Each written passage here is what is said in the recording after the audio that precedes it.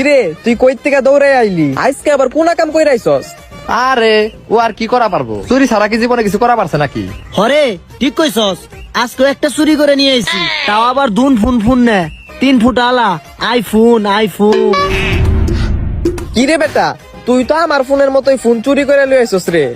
ভালোই তো করছস, সাবাস।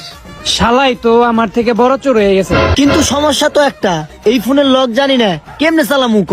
আরে বেটা কোনো সমস্যা নাই, তোর এই ফোনের পাসওয়ার্ড আমি 1 নিমিষে বের করে দিতাছি। তুই খালি ক যে কার থেকে ফোনটা চুরি করছস। তুই যে পাঞ্জাবি লোক দেখস না, ওর কাছ থেকে চুরি করছি। ওই লোকটা দেখ এবার এই ফোনের পাসওয়ার্ড কেমনে আমি লই আহি। দেখা হবে তোর সাথে face to face, eye to eye একটু পর।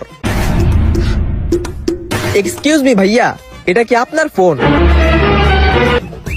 ফোনটা তো ভাই আমারটার মতোই দেখতে, কিন্তু আমারটা তো ভাই আমার কাছে, এটা আমার না।